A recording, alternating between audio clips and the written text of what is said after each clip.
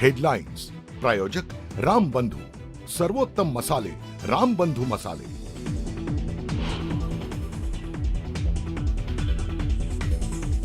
Gas दरवाढीचा सामान्यांना फटका, घरगुती गॅस सिलेंडरच्या दरात 29 रुपयांची वाढ।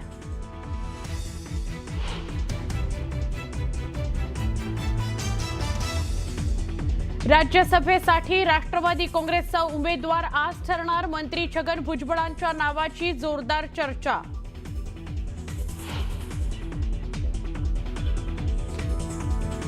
कॉकरोच पार्टीचं आंदोलन तरुणांची अभिव्यक्ती नाही तर अराजकता पसरवणाऱ्यांची मानसिकता, मुख्यमंत्री देवेंद्र फडणवीसांची जोरदार टीका।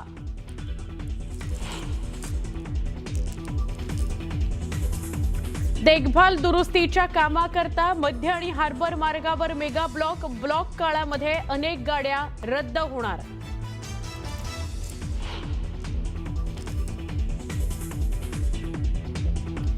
मुंबईकरांवर पाणी कपातीचं संकट, खासगी पाणी टँकर सेवा बंद करणार, मुंबई वॉटर टँकर असोसिएशनचा मोठा निर्णय।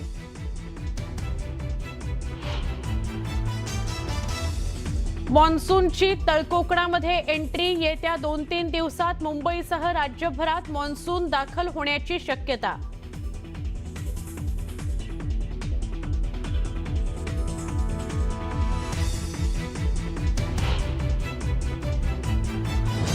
नमस्कार, मी सुवर्णा। न्यूज 18 मराठीच्या पहिल्या सकाळच्या बुलेटिनमध्ये आपल्या सगळ्यांचं स्वागत। सुरुवात एका महत्त्वाच्या बातमीनं। तुकाराम मुंढे यांच्या नेतृत्वाखाली अन्न आणि औषध प्रशासन विभागानं राज्यात प्रतिबंधित गुटखा, पान मसाला आणि तत्सम पदार्थांविरोधात धडक मोहीम सुरू केलेली आहे। 1 जून ते 5 जून दरम्यान 5 दिवसांमध्ये राज्यभर 195 ठिकाणी धाडी त्यांनी टाकल्यात।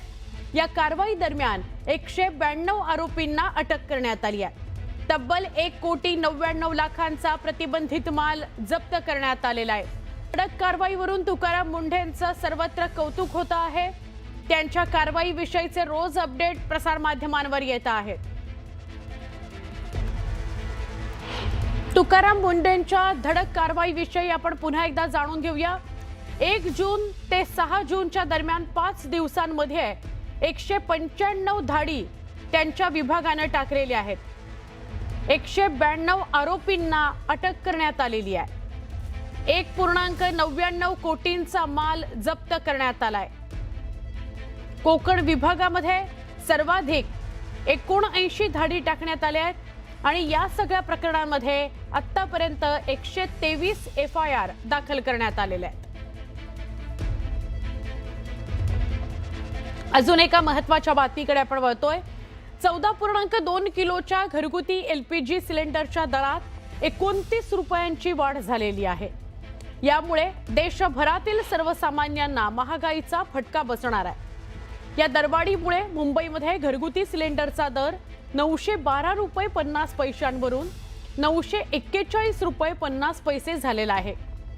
3 महिन्यांनी घरगुती सिलेंडरचा दर वाढलेला आहे। यापूर्वी 7 मार्चला घरगुती LPG सिलेंडरच्या दरात 60 रुपयांनी वाढ करण्यात आली होती।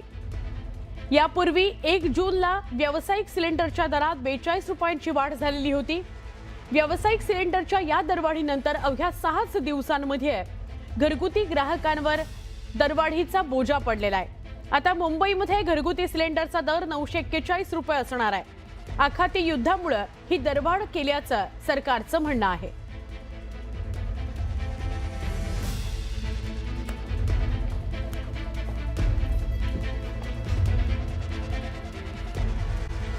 आता आपण एक सविस्तर बातमी बघूयात। घोडे बाजाराचे पुरावे देणार असं सुप्रिया सुळे म्हणालेल्या होत्या, त्याच्याविषयीची सविस्तर बातमी बघूया। राज्यात विधान परिषद निवडणुकीच्या 6 जागांवर महायुतीच्या उमेदवारांनी बिनविरोध निवड झालेली आहे, तर तब्बल 8 ठिकाणी मवियाच्या उमेदवारांनी माघार घेतलेली आहे। या निवडणुकीमध्ये मोठ्या प्रमाणात घोडे बाजार झाल्याचा आरोप सुप्रिया सुळे यांनी केलेला आहे। इतकंच नव्हे तर याबाबतचे पुरावे देण्याची तयारी सुद्धा आहे असंही त्यांनी म्हटलं। या निवडणुकीमध्ये पैशांचा मोठ्या प्रमाणात वापर झाल्याचा आरोप खासदार सुप्रिया सुळे यांनी केलाय। या प्रकरणी संसदेमध्ये विधेयक मांडणार असल्याचं सुळेंनी म्हटलंय। सुळेंनी केलेल्या घोडेबाजाराच्या आरोपांचा सत्ताधाऱ्यांनी चांगलाच समाचार घेतला. पुरावे द्यायची माझी तयारी आहे. माननीय मुख्यमंत्री म्हणतील तिथे मी पुरावे द्यायला तयार आहे. हे बघा, अनेक गोष्टी होत असतात. सगळ्याच गोष्टी जर आरोप करायचे असतील तर ते विथ एव्हिडन्स समोर द्यायचे असतात.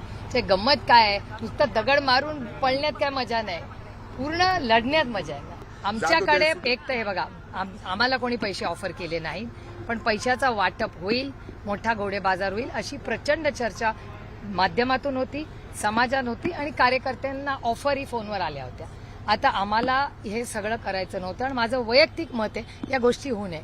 या गोष्टी काही तुतू मेमेच्या हे एक सिस्टमचा भाग आहे. कॉपी करून पास होण्यात काहीही मजा नाही. अभ्यास करून पास होण्यात जी मजा येते ती कॉपी करून पास होण्यात नाही. त्याच्यामुळे कॉपी सगळ्यांनी कोणी लढावं, जो जितावं ही सेकंद लढू दे ना.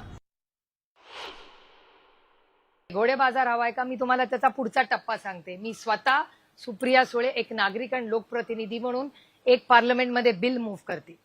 ते तुम्हाला लवकरच दिसेल की अशा या सगळ्या ज्या इलेक्शन्समध्ये जो घोडे बाजाराचा आरोप होतो हे बंद झाला पाहिजे आणि हात वरती करून पार्टीच्या व्हिपनी सरपंच टू लोकसभा हे पारदर्शकच इलेक्शन झालं पाहिजे. हे बिल मी स्वतः मूव्ह करते आणि तुम्हाला पुढच्या काही काळात हा बदल झालेला दिसेल.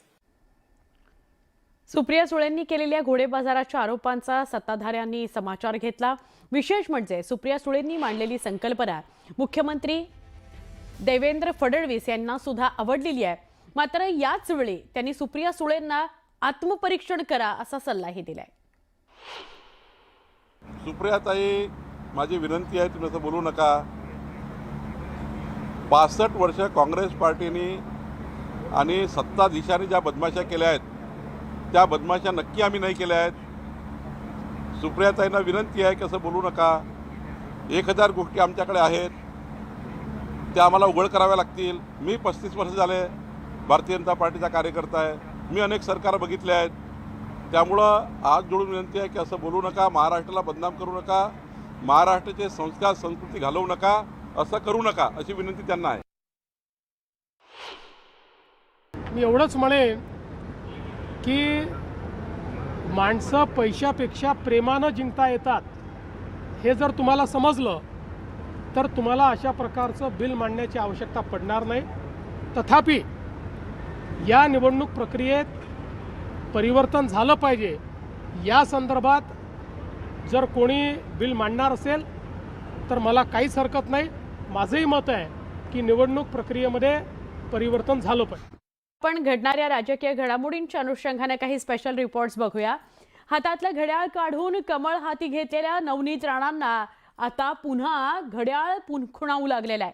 सुनेत्रा पवार यांच्या राजीनाम्यामुळे रिक्त झालेल्या राज्यसभेच्या जागेवर छगन भुजबळ इच्छुक आहेत. पण आता माजी खासदार नवनीत राणा यांचीही या इच्छुकांमध्ये एंट्री झालेली आहे.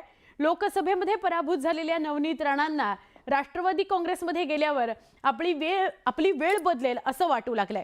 पण हिंदुत्वाचा बाणा घेऊन निघालेल्या राणा पुन्हा सभागृहामध्ये पोहोचतील का याचा सस्पेन्स कायम आहे.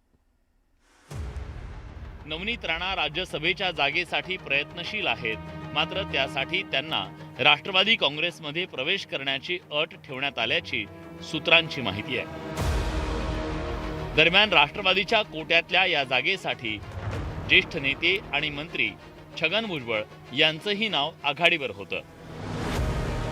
राज्यसभा उमेदवारीच्या पार्श्वभूमीवर पार्थ पवार, सुनील तटकरे, प्रफुल्ल पटेल आणि छगन भुजबळ यांनी मुख्यमंत्र्यांच्या निवासस्थानी बैठकीत यावर चर्चा केली. छगन भुजबळांना राज्यसभेत संधी दिल्यास येवला मतदारसंघातून समीर भुजबळ यांना विधानसभेची उमेदवारी दिली जाऊ शकते अशी शक्यता सूत्रांनी वर्तवली.